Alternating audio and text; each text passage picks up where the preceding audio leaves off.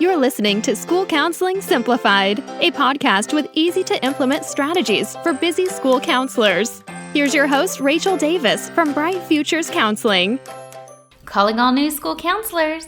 If you're an intern, just graduated, or recently hired, this is for you. I have a free training series for you called New School Counselor Bootcamp.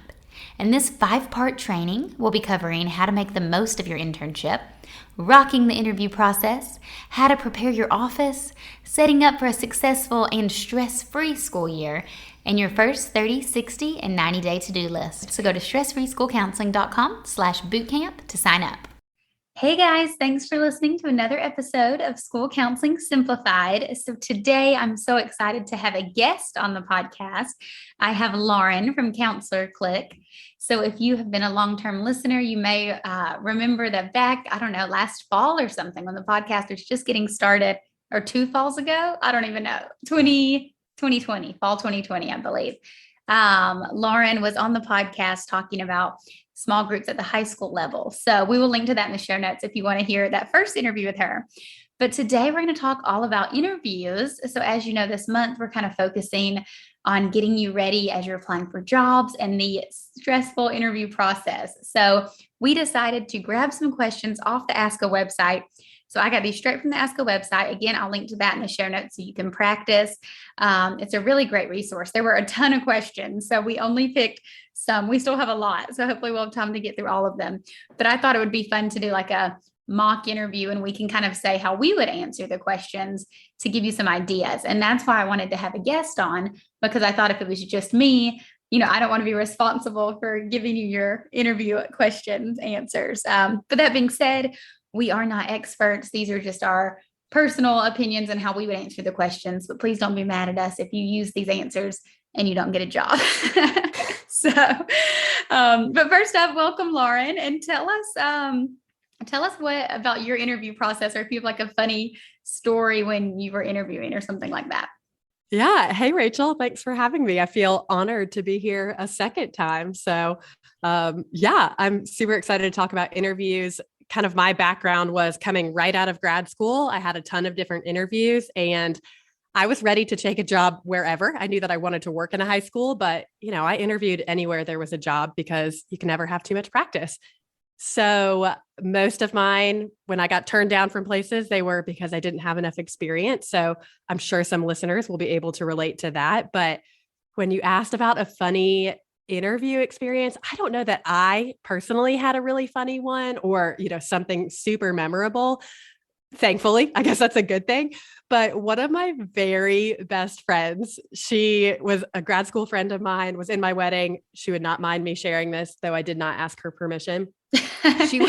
She was not getting a job. And it was like, she is so personable. She has never met a stranger. Like, you would immediately feel warm and welcomed like the moment you meet her. And it was like, I thought it's hard to believe that you are not good at interviewing. She's like, y'all, I don't know. It has to be the only reason I haven't gotten a job. And she was like, well, this one time, she said, I want to tell you about what happened because maybe they're all like this. It's like, okay, what happened? She said, when you just go into an interview and you feel like every sentence out of your mouth, it just gets worse and worse and you can't put the words back in. She's like, that's how this interview was. And she wanted to work at a high school. She was interviewing at a middle school. And so I think she was just spiraling. And she said, the absolute worst part was when she went to leave and she said there was a hallway. She stood up to walk out of the door and they put out their hand to shake their hand. And they said, thank you for your time. It was so nice to meet you. She shook their hand and said, how are you? Oh my gosh. She turned away and she was like, I can't even acknowledge. Like, it was so painfully awkward. She just continued down the hallway and was like, I'm not getting that job. I'm just not going to get the job. Oh, that's pretty bad. Yeah. But just the awkwardness of the moment. Like, what do you do next? Just leave. Yeah, just leave. And it's the worst when you realize that you're kind of like getting worse and fumbling, but you can't really make up for it, And I think that's what happened to her. It was like, she was just in her mind, like, this is getting worse and worse and worse. And by the time it was over, she was like, I just got to go. Yeah. Oh my goodness. That is pretty bad. Yeah. If the listeners listened to last week's episode, I shared a lot about my own personal interview experience. Again, I was interviewing everywhere and I don't need countless interviews. But I'll revisit this one story. I think I shared it last week, but it was so bad. I was in the middle of an interview and then they were like, yeah, Mr. So-and-so like couldn't speak highly enough of you. And I had no idea who they were talking about. And I was like, oh, great. I just kind of like played along. And then the other person like looked at her paper and she's like, wait, Rachel, and said like a different last name. And I was like, oh, that's so awkward. I'm Rachel, like Watkins, which was like my maiden name. And then they're like, oh, and they look all confused. And I'm like, oh, okay, well, I guess we'll continue the interview. Like, I was like, oh, right. What? Yeah. So were you even supposed to be there? Like, what happened? I don't think so. I think they like asked the wrong Rachel for an interview because I just applied like blindly online. Like I didn't know anyone at the school. Yeah. So awkward. So of course, from then on, my confidence is just like plummeted. I wish I could have just left. They don't even want me here. What is this? Yeah. I feel like they already wanted to hire the other Rachel. Yeah, so that was pretty bad. And then once we had a student panel, so I had students interview me, which is a cool concept, but I just remember this one girl on the panel, her like glare, and then I'm like, oh my God, she hates me. And it was like middle school. She doesn't even know me. Yeah, you're like, okay, maybe I shouldn't work in a middle school because I'm intimidated right now. Yes, I was so intimidated. Oh my gosh, it was funny. So there are definitely some funny stories there. But then I wanted to ask if you could remember, and you may not, but if from your interview, maybe like the job you currently have or most recently had, but if there was like a good interview question that you were like, oh yeah, I rocked that. So I'll share mine. It was at the job I loved when I was working as elementary school counselor at public school in San Diego. And they asked if you could have one word that describes your best quality, what would it be? And it threw me off guard because I'm like, one word. So I said determination, because I feel like I'm really good at like getting things done once I'm determined. But you couldn't even like elaborate, on why. You just give them one word. Determination. So but then they said, if you could say one word to describe your weakness. And you know how it is in an interview, like you want your weakness. You want to elaborate on that. Yeah. And you want your weakness to be like a positive weakness. Right. You know what I mean? Like, overcommitting or something, so like I'm doing too much. Well, I said the same word. I said determined. And then I think I did elaborate a little, but I was saying, and they kind of laughed, but I was like, well, I feel like that's a creative spin on it. Yeah. I was like, I think my colleagues kind of get, maybe like overwhelmed that I'm like so determined, like working with me could be hard at times, I guess. But I don't know. Anyways, I got the job. So if you get that question, you could try that answer.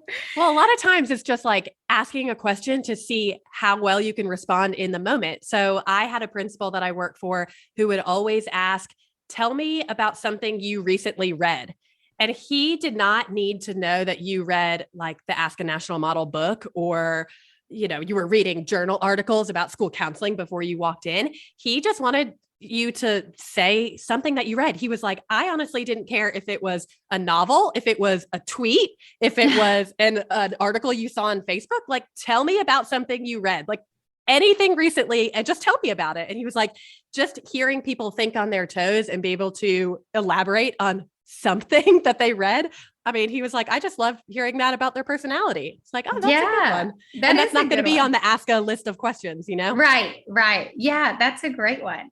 And it would be helpful, I think, in conjunction to this ask a list, maybe just to look at like general interview tips, because there probably are some questions like that, like the, one word to describe your strength and weakness, or like what's something you just read that you could use at like the corporate level as well. Yeah. But I'm so glad you're here, Lauren, because not only are you a counselor, but you have been on the other side of the panel, right? Other side of the table as interviewing people. Yeah, not the most important person in the room, definitely. Just a person on a panel who is not going to make any final decisions, but that has been a fun experience to be part of a counseling team that gets to give some input on the interviewees. And so I've seen some good and some bad, and just, I hadn't been on that side in a while. I interviewed at a bunch of places, but then I worked at the same place for almost 10 years. So I didn't have to interview after that for a long time. So it kind of put me back in my place to see people be interviewing again. And honestly, when you sent me 100 questions that we were going to talk about for this interview process, I really felt like, oh, I'm going through an interview again. I know. I picked a lot. Well, we'll keep it casual, so no stress. Again, listeners, don't take everything we're saying with a grain of salt. Okay, so let's dive in. So like I said, I took these off the Ask a website, so they're categorized by different headings. So we'll start with role of the school counselor. And we'll both answer, but I'll just ask the question because I have it here in front of me, so we can alternate who goes first. So you're up first. Describe your ideal school counseling program. Include some specific examples of what it will include, or how does the school counseling program support a school's improvement plan?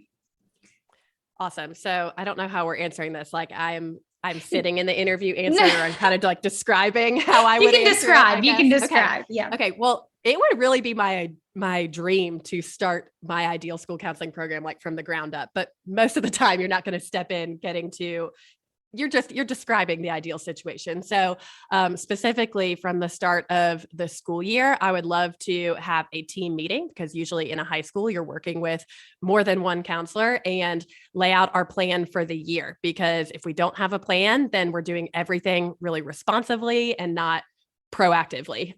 So looking at data from the year before, setting some SMART goals, setting those in conjunction with the administrators' goals that they have for the school. Those are some things I want to include from the beginning. And we would look at where there are gaps in the school's data. So whether it is in very specific categories, like in terms of students, like maybe our English language learners are struggling in somewhere, or our special education students are struggling, we're going to notice where there are gaps in academics, attendance, behavior, and discipline. So it needs to be proactive, diligent, like just not haphazard. Like we need to go in with a plan. So my ideal program is serving students, as much as we can, ideally 80% of the time, and the other 20% of the time coming up with programs or extra supports for those students in the program. So that's great. Ideal. Yeah. That's kind of what my spitball of my ideal school counseling program. What about you? Yeah, I love that. And I love that you started with like, this is what I'm going to do from day one. It made me come to mind, and I think I have a freebie for this we'll link to in the show notes, but I have like a 30, 60, 90-day plan, like a checklist for counselors. And that would be something cool to bring to an interview. I actually got that idea from my husband who worked in sales. He said they had to do that. Like he was asked that one time. So just kind of like in the first 30 days, I would do this, 60 days, do this, 90 days, do that. But yeah, the elementary level, I think I would just really touch on MTSS, the 3 tiers, and how I would plan to go into all the classes to do class lessons, then to run small groups based on referral data, based on student needs, and then to see some students individually who need more support. So I remember kind of explaining that in my interview of the job I got, and they were like nodding along, like, yeah, that's what we were looking for. Well, and I think that they want someone who's going to come in with some direction, not like, well, the first 30 days, I need to be trained by someone with more experience than me. It's like, we just need someone with some ideas who's going to come in and be independent. Right. And sometimes I think, interviewees think the best answer is like, oh, whatever you guys tell me to do, like I'm open to learn. And like, that's a good quality. But at the same time, I think they do want you to have like a clear vision. Yes. Awesome. We did good. Okay. Yeah. One question. We got the job. One question in. So next up, strengths and interests. So I'll answer this one first. Tell us about a successful or satisfying. Oh no, this one. Okay. The question is, tell us about a successful or satisfying case you've handled. One that was not so successful, what would you have done differently? So we weren't really going to answer this one because us telling you about our cases aren't really going to help you, but we were just kind of talking about this one off air earlier, and how it is important to talk about times you have not been successful as well. So you can talk about, a success story or a win that you had with a student, like kind of when they had that light bulb click moment and progress that they made. But it's also important to talk about a time that you struggled with a student or they didn't progress, and then how you would change it or what you could do differently. What do you think about that one, Lauren? Yeah, I think you could also highlight all the things you tried to do, to help that student. So in the high school setting, the examples that come to my mind are a student who's about to not graduate, like a senior you're pulling across the finish line, and it either goes really well, you worked really hard, and they do graduate because of a lot of effort that you put in. Or on the other hand, they didn't graduate. And like, that's the reality. It happens sometimes, but these are all the things you did to help them. Or whether maybe you don't have the experience of like being in a high school yet, but you saw that as an intern. I mean, you get to talk about that, about all the ways that you helped that student, even if they didn't graduate. Yes, I think that's great. Showing that you have, a plan of all the different ways that you could support students. Mm-hmm. Okay, next question. How do you handle stress? Stress is part of schools. How does the Ask a National model help you to manage it? This is like a multi-part question. And school counselors are confronted with a lot of stressful circumstances and stories. How will you maintain your professionalism and your personal wellness when confronted with these? Yeah, I think that outside of school, obviously having balance to take care of yourself mentally, physically, emotionally when you're not there is going to help you out when you are in school, because especially working in the high school, there are really stressful seasons. Like I can think of the times that I was most stressed in my entire life. And it was like spring when I had 421 seniors that I all needed to graduate. And I would be awake at night, like stressed for them. So the way that I handle stress personally is I'm trying to get it done. I'm trying to stay organized, have a calendar, have all my to-do lists and checklists, and going for the most important things first. And then I also would ask for help from people. So from my teammates, from administrators, from other stakeholders in the school who are invested in these students, I would definitely be asking for help and not trying to do it all on my own. Yes, I think that's a great answer. And you said to me earlier that you would ask in interviews, right? Like how you could tell if your teammates were stressed.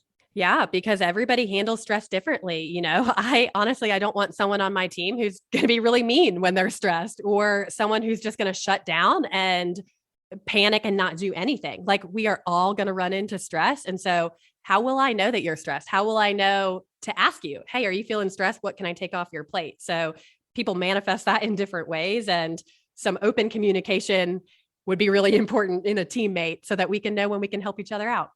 Yes, definitely. I love this question. I too, think it's important to talk about how you have your own plan for personal self-care, stress management. So, you could tell them maybe like exercise or whatever you do at home to help relieve stress. But then also I love that how you were talking about how you can, have those good organization qualities or work skills that help manage your stress. So you're not going to allow yourself to get to that point of overwhelm if you can prevent it, because, you are very organized, or you use systems, or you use your colleagues for support when you need help. I think those are all really good things to mention as well. And then I like the second part of the question. It's talking about hearing about your students' stressful situations and stories and how that can help you, how will you maintain your professionalism? So I think, again, just saying that, as a counselor, you kind of have that filter on, you have like your counselor face where you're just like, and you're just like listening very neutrally, no matter even when you're hearing like the craziest stuff. And then having that space in between sessions or afterwards, where if you need to take a break to process, that you can handle that. Yeah. Like it's definitely okay to eat lunch outside that day that you just had like a really heavy conversation, or go for a walk around the school. Like you got to know yourself to know when you need to take a break, or you're not going to take any work home. Like you're going to go out to dinner with your partner or something to chill and get away from school, because we have to compartmentalize, which can be that can be stressful in itself. Like not being able to talk about what you experienced at work, like when you're at home. Yeah. I have one memory. I still remember it was like in December or something. Years ago, and the student, it was like an abuse situation, and it was just really, really tough. It was I had both the students, and the older student had like taken pictures on her school iPad of the younger student being abused. It was just crazy. So obviously we reported to authorities and everything. But it was just such a heavy day. But then that night I had plans to watch like the Victoria's Secret fashion show with my friend. And I remember like still going. I'd kind of talked to my husband about it a little bit, like on the way, because I was just like really upset about it. He's like, we don't have to go. And I'm like, we have to go. Like we have to keep our play. Even though I was stressed, I was like determined to like maintain some normalcy and like do something normal that evening. It was just kind of a random funny memory. That's tough to be able to separate that. I know a lot of times. So our next one, and this question is challenging, and you and I both were like, what is our educational philosophy? But the question asked, what is your school counseling or educational philosophy? So Lauren and I were just thinking we should probably write this down in like a sentence form to have on the fly. So if you are interviewing, that might be a good idea. I think when I was in grad school, we had to write this down. But I was reflecting on mine, and just, be sincere and think about what you truly, feel is most important. And so I would say that my educational philosophy or school counseling philosophy is to, I believe in educating the whole child. And then I always like to refer to Maslow's hierarchy of needs and how it's really important that students first have their basic needs met and then their social emotional needs met before we can expect them to thrive academically. So I always like to reference that and just talk about how I think that's why the, role of the school counselor is so important. Yeah, I love all that. Because especially in high school, when they are more independent, like sometimes the parents aren't feeling like they need to provide those things like the food, the shelter, or students feel like I can walk away from that. But then when they realize they don't have all those things, then all of a sudden school starts crumbling and relationships start crumbling. But that's besides the point. I guess I would say that kind of stuff, plus just being student-centered and being an advocate for students, because I don't know, you feel for students, you hear their stories, you want to help them. And sometimes, even though everyone ideally is at the school to be on the students' team and to be helping them through to graduation, sometimes other stuff just gets in the way. And, the administrator just sees the discipline side of things, or the special ed teacher is like really trying to get them to meet these goals. But there are so many other things that we get to be this aerial view, like zoom out and see the whole student, kind of that language that you were using. I love thinking about just being student-centered in everything that we do. Like if everything was stripped away, or I had all the lunch duties and bus duties in the world, if I was still caring for students and making them the center of what I was doing, I think I would feel good about that. Yes, definitely. Definitely. So that was under defining your school counseling program. The next question is under the category of delivering your school counseling program. So how do you develop a positive relationship with students through individual counseling, small group counseling? And what's the role of the school counselor to student relationship in individual and group counseling? I think just starting out, this is going to be really important. Like if you are a new person in the school, you need to be visible. So you need to be in the hallways. You need to be popping into classrooms, introducing yourself in places in a very like superficial way. Like they just need to know who you are and what your name is and where you're located. But then you get into that individual counseling and small group counseling. Like you're really going to get to know students, especially depending on how your caseload is set up. Like you might be with them for 4 years, and the more you see them in individual counseling and the more you see them in small group counseling and even classrooms, they are going to keep coming to you because you're a safe person in the school. And so just reassuring them that you are the safe person, explaining to them what the confidentiality looks like, that you are really on their team, and giving them examples of reasons they can come see you. I think you're only going to see positive relationship building. I have had like tough relationships with students who just, they didn't want to be there, or they don't know why they're there, just like putting up a wall. But ultimately, and I think counselors maybe don't give themselves enough credit. You're probably in this because you're good at that. Like you're good at building relationships. And this is something you can highlight in your interview, that you're good at developing positive relationships. It probably comes natural to you, whether that's in an individual setting, a small group setting, or classroom. Like you have skills. And so remember that and highlight those. Yes, that was an all-star answer. I can barely think of anything to hire. I can barely think of anything to add to that. The only thing I was thinking that I might say differently or to add to it is just that I know sometimes, especially if you're a new counselor or first year and you're trying to, you want to make sure that it looks like you're doing everything and you have all these outlines and objectives and you're, meeting all these standards.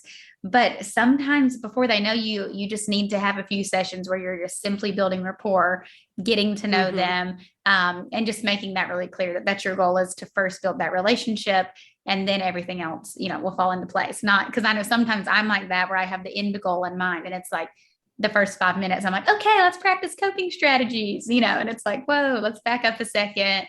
How and it might take a lot longer than just the first 5 minutes to get to that place. Exactly.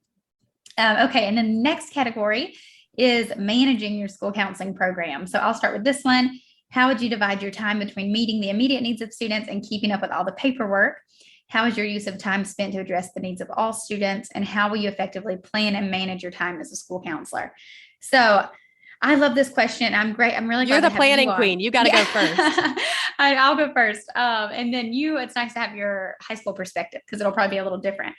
But yeah, I would say, and you kind of touched on this earlier, like an 80-20 thing. So we want to be delivering those services to students, and we want all of our time to be spent on counselor duties. So I do think that's important to touch on the advocacy role, right off the rip in your interview on how, there are certain counseling duties, and those things are going to take priority, and then delivering your student services are the priority. So that's your individual sessions, your class lessons, and your small groups. And then you can say how you have a plan for like in between sessions, you have an organized like digital counseling log where in between sessions you can quickly jot down your notes so as to not save it till the end of the day where it's going to take like 2 hours to catch up everything.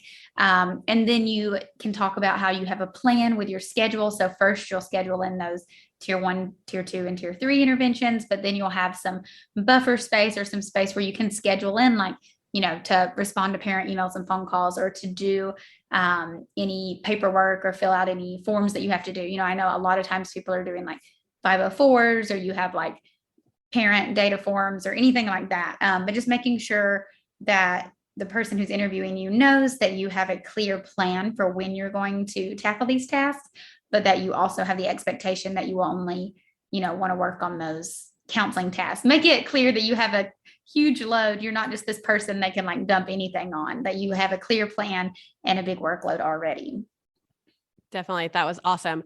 I would say I've been on the inside of an interview when they kind of took this question, but made it a scenario. So they were like, okay, there's an angry parent in the lobby yelling to see you. You have a suicidal student in your office, and you have a classroom lesson coming up. Like it's been on your calendar. Like, how do you handle it? What do you do first? And it's kind of one of those, like I said before with my principal about the reading something, like, I don't know if there is a B, C, this is how you do it. But if you can explain how you would handle it, like, you're going to have another counselor come in and sit with the student in your office while you go out and explain to the parent that you are in the middle of something, and, you calm them down or maybe pull them somewhere else and explain, hey, we need to set up a time to meet. And then you call the teacher in the classroom and, apologize, whatever it is, like pick what your plan of action is going to be, and even take a second to think about it before you start word vomiting, in your interview. But they do want to know that you are going to be meeting student needs. Like if you are the person who can handle the crisis, how are you going to handle it?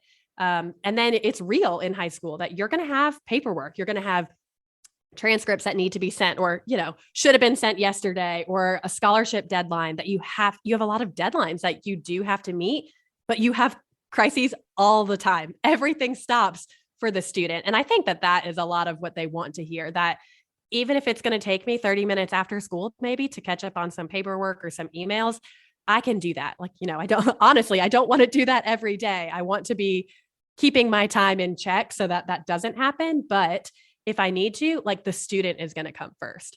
Right. No, I think that's so, so important.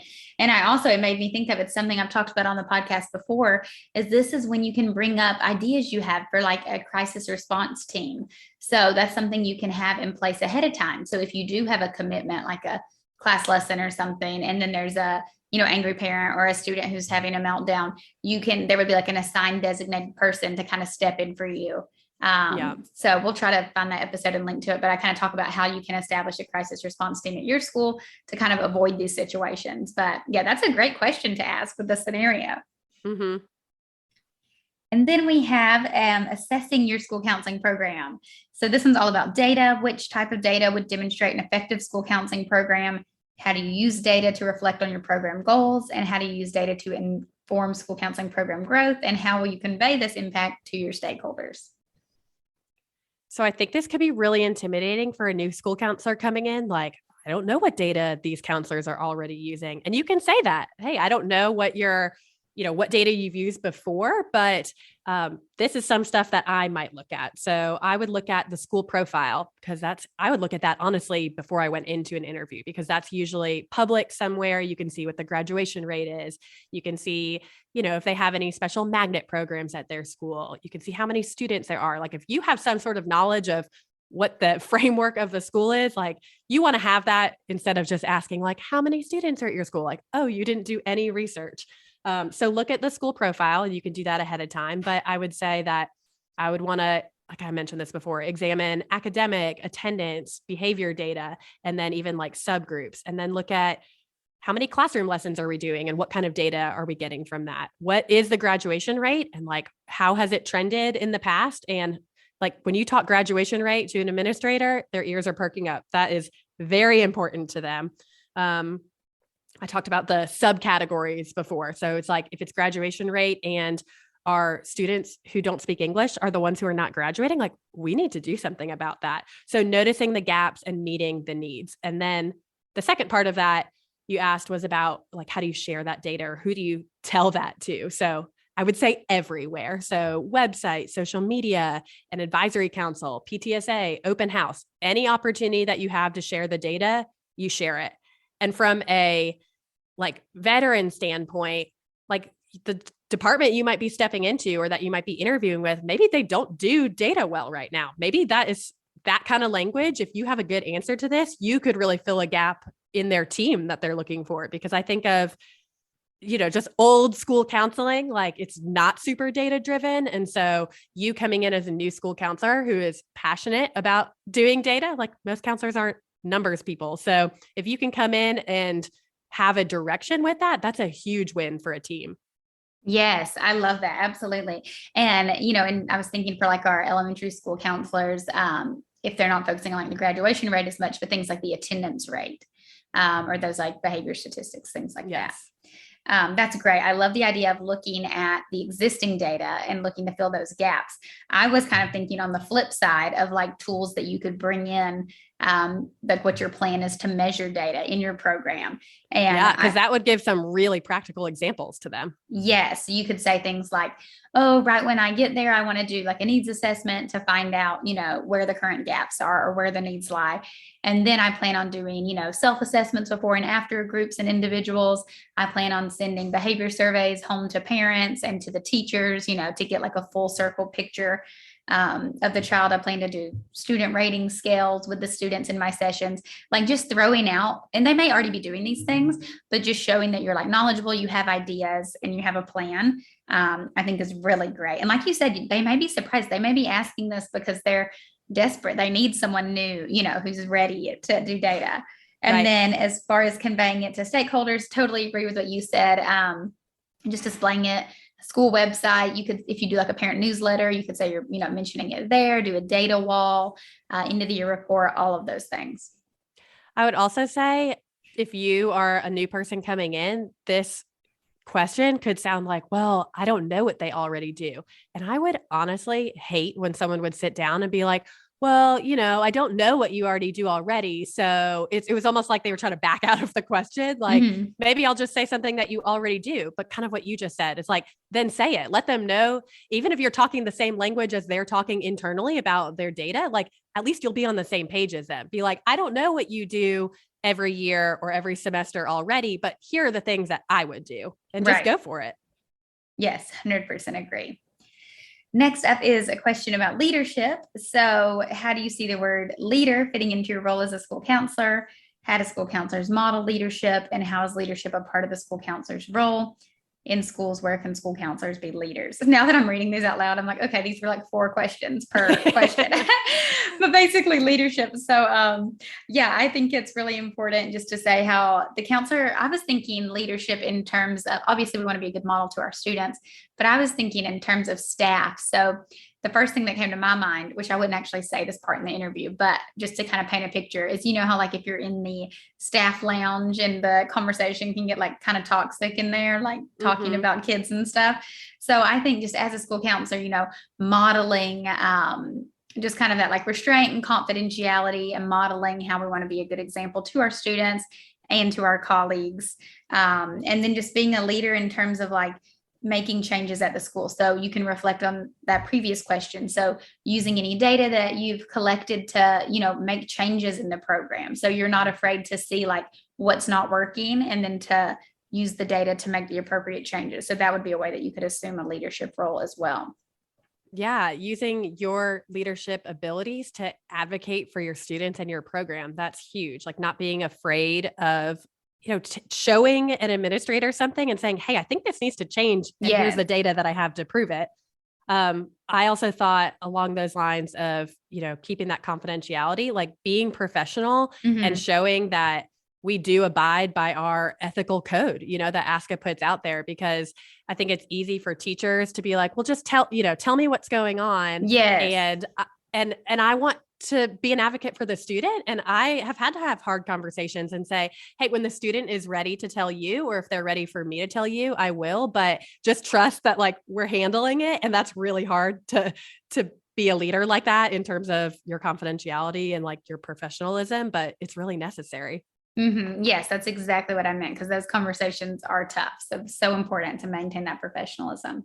And then I just think like professionalism in terms of like, you're in an IEP meeting, you're showing up on time, you're prepared, you're speaking at open house. Like if there is an opportunity to be in front of people to advocate for your role, like you want parents to see you as a leader in the school and as somebody that they trust. So any opportunity where you can demonstrate that you're a leader, like do it, take advantage of it.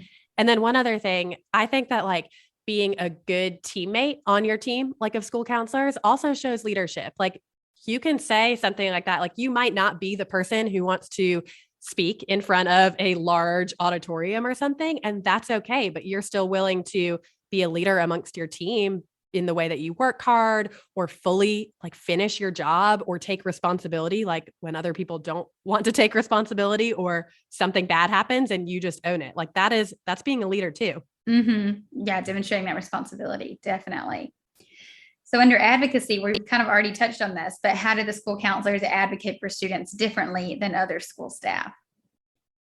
Yeah, I thought of an example in this where I had an administrator who was he was over this student. Like she was weeks away from graduating and she got in his face and she started yelling at him. And I was like, like I'm watching this, like, this is not going to end well. And then she stormed out. She like walks out of school and he stormed out and he's yelling at her. And I was like, what do I do in this moment? I like sent him back inside. This is like awkward too, because he is like a leader to me too, but I'm like, okay, y'all both need your space. And I go and I have a good relationship with the student and she's rough around the edges. Like she has pushed a lot of people away, but for some reason she would listen to me. So calm her down. And then he kind of went his way for the afternoon. And then he came back to me later and was like, hey, I'm really sorry I acted like that. And I said, I think you need to apologize to her too. And like, I mean, like just, he was coming forward saying like,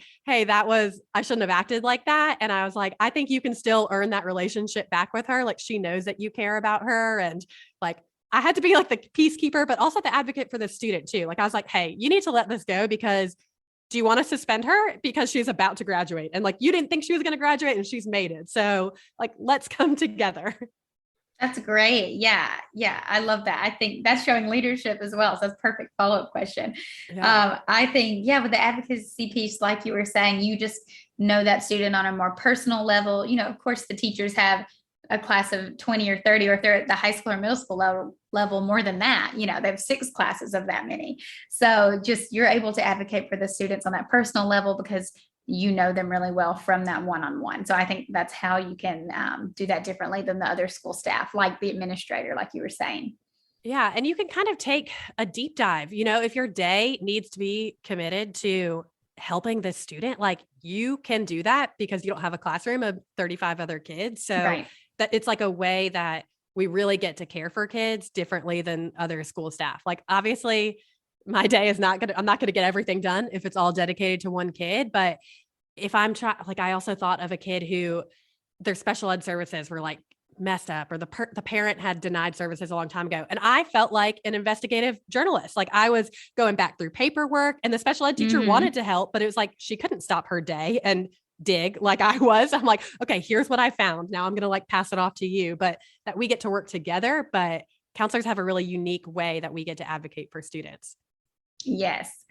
So I think you went first on that one, but I'm going to have you go first again because I want to go first on the next one. Yeah. Looking ahead.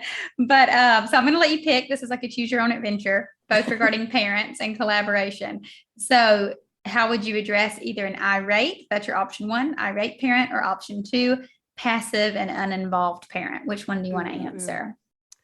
Okay, the irate parent is more fun. You get that in high school all the time. Not fun in the moment, more fun to talk about, right? Okay. So I would say when I saw this question, I laughed because it is common. Like I had an intern one time who heard a voicemail on her first day that a parent left me. And it's still the worst voicemail, meanest voicemail I've ever received in my whole life.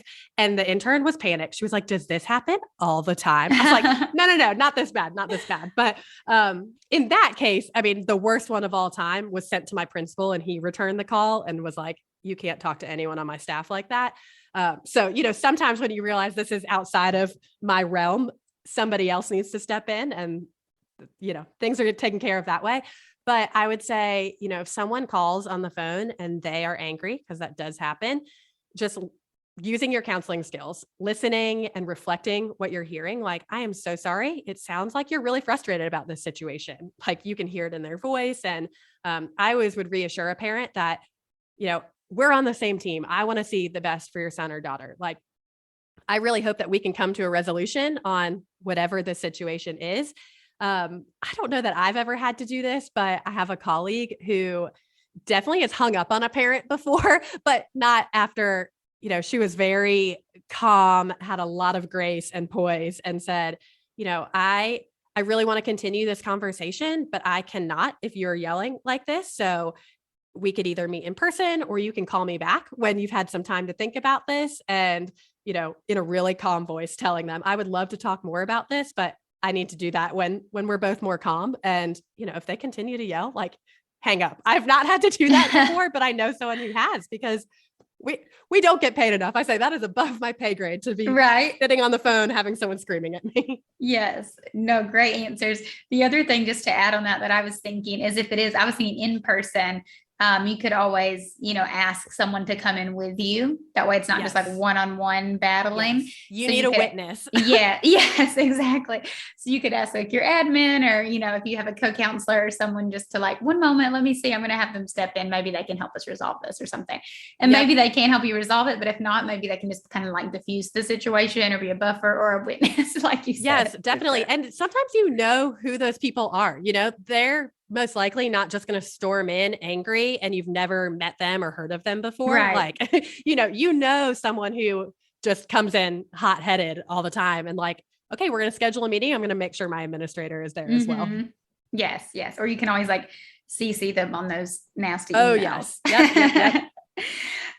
Okay. So the next question, the one I said I wanted to answer because I thought of a specific case that came to mind, but how do you see yourself fitting in with school counselors who have many years of experience as veteran teachers? What strengths do you bring as a new school counselor to the department? So now that I just read this out loud, I think I did misread it when I was reading it in my head, but I was thinking of you joining a team where there's veteran teachers because I've never really been on a counselor team. It's like always just me typically. So I'll answer that way. I know you work on a counselor team, so we'll let you answer that part. But I was thinking of when I worked at this primary school and the staff had literally been there, oh my gosh, forever, like 40 years, because they had students who they had been their parents' teacher. Like, wow. Like that was very common. They're like, oh, I taught your dad and I'm teaching you. So it was like, they were old school and it was the same. They had all worked there forever, like very small turnover, which is great. But they had the principal and the counselor both left the year before. So I was the new counselor and there was a new principal. So it was like, whoa, we were like disrupting their ecosystem.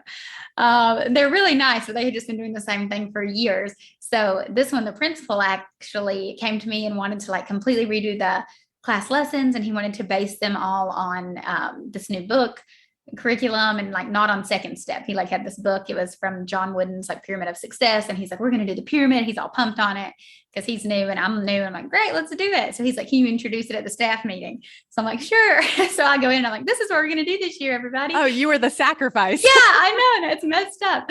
And then they were like, wait, what? And it was like not received well there. We've been doing Second Step forever. That's what the old counselor did, blah, blah, blah. So I ended up like, so I would say just be like, have your new ideas and, be confident in your ideas, but also you need to be respectful, to the people who have a lot of experience, and don't just completely shut them out. Like, oh, well, they haven't been to grad school in 20 years, like listen to them because they have years and years of experience that you don't have. So we ended up compromising and I was able to like integrate, like keep the topics from the pyramid of success, but use like the methods of second step. Like there were some lessons that overlapped. So we'd still do like the songs and stuff from second step, but to reinforce these other topics. So that was just an idea that came to mind.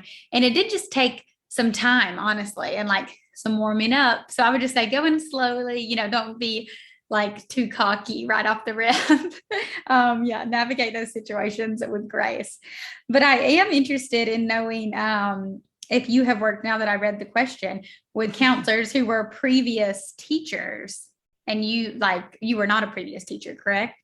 No, I was not. So right.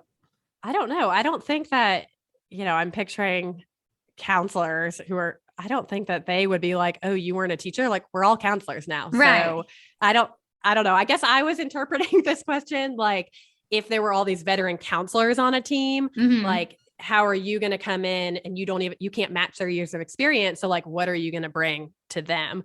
And I mean, to me as like a new school counselor, like I'm excited to learn from you. You have years that I don't have, that you have wisdom and just all the experiences. And I think veterans they discount themselves for all of that. Like they don't think that it's as valuable as it is.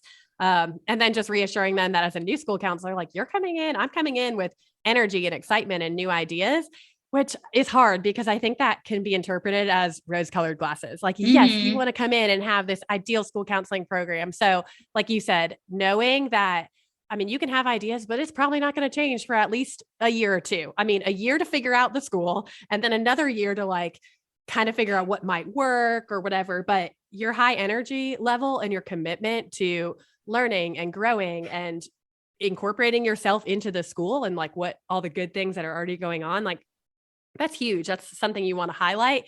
And this is me personally, but like, I am just a positive person. So I'm not going to like sit there and be like, oh, I just have all this excitement because I'm brand new and it's going to fade away. Like what you're seeing right now is what you're going to get. So if you want that, like, great, I'm a good fit. But if not, like, I might not be the best fit. But right. Also know that like, if you get hired, and maybe this is like past the interview process, but if you get hired and that's who you are the new school counselor, like be confident, because I know that on the other side, like there were some years where that's what we were looking for. We were looking for someone brand new who was going to be there for a long time, who is going to bring some energy and new ideas.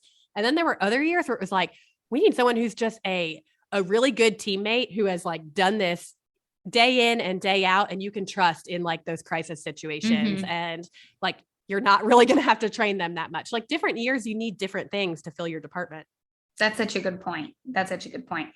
And then I was thinking, if it is a counselor who was a previous teacher, ask them about, they probably have that like classroom management piece and wisdom that we don't necessarily have. So definitely tap into that.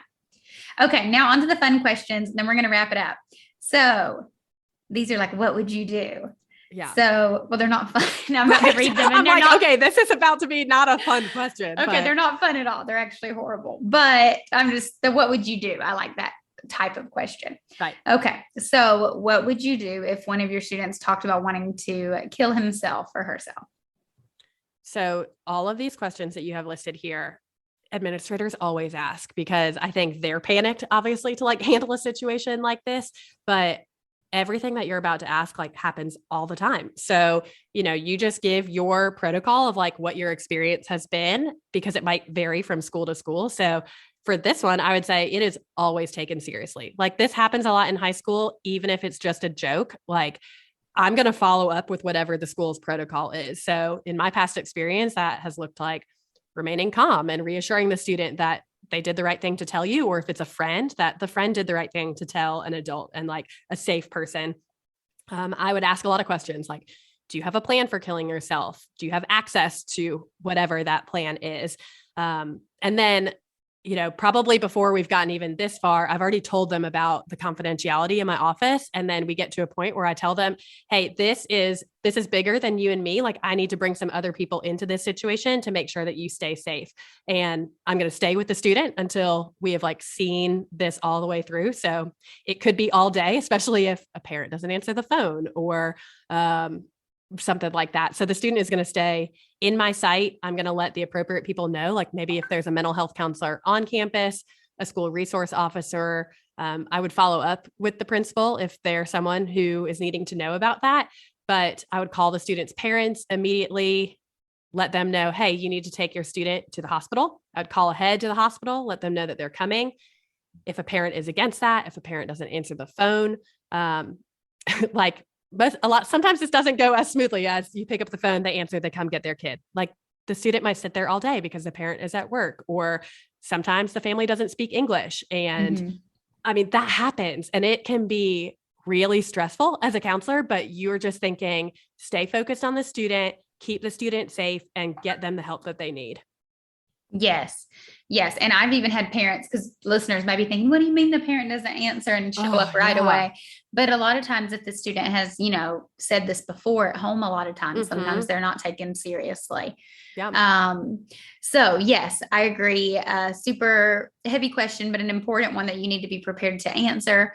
And again, it is going to vary on school protocol, but I would say something like, well, I would follow the school's threat assessment. If the school didn't have, one, we would develop this right when I start. I want to develop a threat assessment process where we would go through, and on the threat assessment, it'll say things like that list of questions that you'll come up with your team to ask, like, do you have a plan for carrying this out? And do you have the means, to carry this out?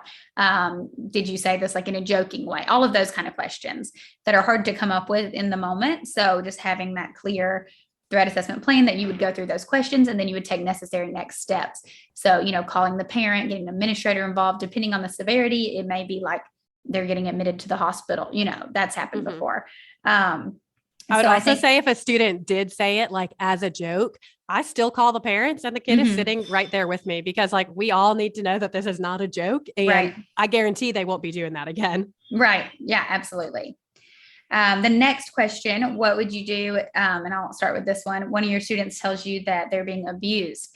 So again, I would say in your interview, that you're a mandated reporter. So you'll likely go through some kind of mandated reporter training early on. But then it's your responsibility that you're going to report that to authorities and then take the, next steps. So again, you're going to have a plan. So I don't want you to feel like super overwhelmed that you're not going to know what to do when these things come up, because the school likely already has like a process in place, but you want to make sure that you're learning what that process is. If they don't have one, you're helping them to develop that process.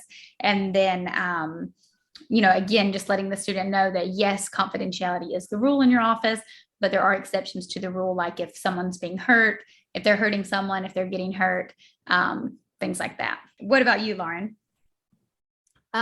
Very similar. I would say very similar to the suicidal threats. I'd ask a lot of questions and let the student know that I have to let others into this conversation. We in our district have like a Department of Social Services, a DSS form, and I'm familiar with that paper. So I kind of know the questions I need to ask that they're going to ask me on the phone. And then I'm going to need to fill out are there any other siblings that are in this family or in the home? Like, how old are they? What school? Because, I'll be stuck on the phone. Like, hey, what school do they go to? Like, you gotta know those things ahead of time. But once I call and report it and fill out the paperwork, then I would make copies for our resource officer and principal and keep that in a safe place, like in a locked folder. And then I usually tell the students that, hey, someone's probably going to come follow up with you, at school. So don't be like surprised if someone calls you down and you like go talk in a conference room or something. But these are people that are here to ask you questions and keep you safe. And then they'll also ask on the phone too, like if home is not a safe place, like we're going to come up with an alternative plan, or DSS is going to act faster. Unfortunately, there's a lot of turnover in DSS and, with caseworkers and stuff, and things seem to move very slowly. So, if it is a very serious situation, like you let them know that and they'll move and act quickly on it. Right. And I think you touched on this with the suicide one, but I think it's important again to tell the student that they did the right thing by telling you that, they're not in trouble at all. They definitely did the right thing. You're there to support them. You just really want to stress all of those things. Yeah. And definitely talk about those next steps if you know what they're going to be. Yeah. Okay. So now I'm off the hook. It is just you. I have 3 questions for high school. Do you want 2 or 3? Are you tired Oh, of I don't answering care. questions? I don't care. Okay. No, keep 'em coming. For high school only, because these just are more for you. And then we'll wrap it up. So, okay, first up, a student says a teacher doesn't like him or her and requests a teacher change. So this happens all the time. Depending on the policy at the school, your answers are going to vary. And this might be something that's kind of hard to figure out when you're interviewing. So you could either base it on, what it was like at your internship, or I think most of the time it's going to be a very similar thing that I have to explain that I have to do what the procedures are at my school. So it definitely, this kind of conversation turns into more of like an individual counseling situation. If the student has like come in and, I tell him like, hey, we don't change classes like just for teacher preference, not just, this is a big deal to them, for teacher preference, but like, I'm happy to listen to your concerns and we can see what we can do about that. Because sometimes it's like, they don't like me, or sometimes it's, I don't like their teaching style, or most of the time it's like my friends are in a different class, or I heard this teacher is really hard. So really kind of trying to like uncover the why we need to change teachers. I would change a student's teacher if they have had that student or they've had that teacher before and they failed the teacher's class. Like that's not fun for either one of them. And so if that is an option and they need to take the class and there is another teacher, I would always try and make that an exception to that rule. But you really have to stick with it. Like you cannot change one kid's schedule, even if he says he's not going to tell his friends, because he's going to tell his friends. So Right. You really have to decide, if this is Yep. a rule at your school, like we can't change it just because of a teacher, but we can talk about like, what else could we do to make the situation better? Is it, you need to figure out how to come under their teaching style, or this is great practice. Ultimately, I usually leave this at like, this is great practice for your future, because I might work for a boss that I don't see eye to eye with, or I might be part of a team where I don't like, the other people I'm working with on the team, or like we work very differently. So it's good practice right now. And they don't want to hear that, but, but usually we have to like spin it to like, you're staying in this class. So how can we make this better? Right. And yeah, like you said, if you're still willing to work with them, like if it's the learning or teaching style, maybe chatting with the teacher that they're concerned about that, and then possible accommodations or something. Yeah. And what about if it's a parent though? What if a parent asks you to switch their child's teacher? Yeah. So I thought that conversation with the student usually turns into a phone call from the parent, like later that afternoon, like they've texted their mom and then their mom calls you. And that I would say like, hey, yeah, we did get a chance to talk. Like, was he able to tell you, about our conversation? Because it might be the same day and like they haven't actually talked about it. It was just, she wouldn't change my schedule kind of thing. So ultimately, like I kind of share, I'll tell the student, or I'll share with the parent, like, these are our policies and this is why I couldn't change it. And this is kind of what I said we could do or could concentrate on. And if they still insist on wanting it changed, I just tell them, okay, like my hands are tied as it is, because these are the procedures like that come from above me. So if you want to talk to someone higher up, I'm happy to give you your grade level administrator's phone number or email. And you're definitely welcome to reach out to them. And I usually do warn them. I say, I'm going to warn you, I don't usually see it change, but you're welcome to start that conversation. And so they already see me as the bad guy because I won't change it right then and there. But and our administrators were usually very supportive of us. They were, because like we all have to be in agreement that these are the rules. And so I would say usually with confidence, knowing like it's not going to change, but you're welcome to go talk to someone else if you want. Like, you don't need to be mad at me. You can go like be mad at the administrator, I guess. That's great. Really good answer. Okay. Last one. One of your students wants to drop out of school, or your seniors is not going to graduate. What would you do? Ooh, this is so good. So again, this happens all the time. When they want to drop out of school, I would say there's usually a lot more to this. Like they didn't just come to your office and just decide this one day. Like maybe there are things going on at home. You can ask questions about like, how is school going? Like, what do you like and what don't you like? Who are your friends? Like, are there good parts of coming to school, or is like all of it terrible, and why? Or what are you doing when you're not at school? Like, are you working to provide for your family? Like sometimes that's a very real thing and a very real need. And so kind of understanding who the student is and why they're saying they want to drop out is important. I would look at how close they are to graduation. Like, because then you can frame it. You have been in school since kindergarten and you only have one more semester left. Like you are so close. And they don't realize like, hey, I have put in a lot of work to this. I think also like framing the opportunities for them once they graduate high school, like the doors that are going to be open, or, on the other side, like doors that are going to be closed, or like things that are going to be harder because they don't have a high school diploma, really like putting that into perspective. But I understand that like when you do have a lot of stuff going on, that can be really hard to see.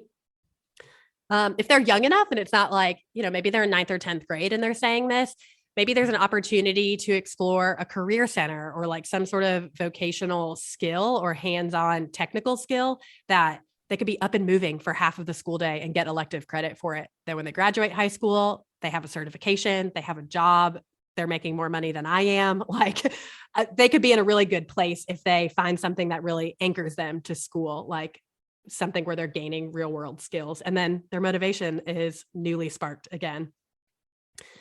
And then if we're getting to the end and a senior is like looking like they're not going to graduate, I mean, you're doing everything you can to keep them in school and to get them across that stage and get them their diploma. So really you want to make sure, I think this is the most important part to highlight, is that this is not a surprise. When you get to the end, like we would always talk about between counselors and administrators, like no surprises. If there are people that you're worried about, like you're in constant communication with their teachers, their parents, the administrator that's over them. Like we are bringing in parents. We're trying to have meetings. We're telling the student, this is what you need to do to graduate. And ultimately there will be students who don't hold up their end of the bargain and they don't graduate, but none of it should be a surprise. And I hate to say, like, there are students who won't graduate, and that's really hard to do or like to come to grips with when you're used to helping students, but you're collaborating with so many people that it will come down to them doing the work. And you want to have no surprises and you're going to be exhausted by the end. But knowing that you did everything you could to get them to graduate is all you can ask for. Yes, I think that's perfect. You sound like such a good counselor. Oh, you're sweet. I was like, that could have been his whole podcast episode, me giving like a monologue about getting a kid to graduate. You should do it on your podcast. Awesome. Well, thank you, Lauren. This has been fun and I hope helpful for the listeners. Let everyone know where they can find you if they want to pick your brain on more questions or just follow up with you. Yeah, I'm Counselor Clique on all the socials everywhere. And I do have a high school counseling podcast. It's called High School Counseling Conversations. And I'm hopefully going to use this, Rachel, on my podcast too. Oh, yeah. Get this interview out to everyone so that everyone gets to hear it. And the one other thing I wanted to say is that I have like a little video interview series for high school counselors. Like they come right to your email. So you can get that by going to counselorclique.com/interviews. And then you'll get those. They're kind of YouTube videos that come to your email inbox to help you prep for the interview process. Oh, perfect. That's the perfect thing to follow up with. Awesome. Well, thank you so much for your time. I know the listeners are going to love it. This was so fun. Thanks, Rachel. Thanks for listening to School Counseling Simplified. You can find the links from today's episode in the show notes. If you'd like to connect with Rachel, she's on Instagram and Teachers Pay Teachers at Bright Futures Counseling. Be sure to subscribe to the podcast so you don't miss any episodes of School Counseling Simplified. Talk to you next week.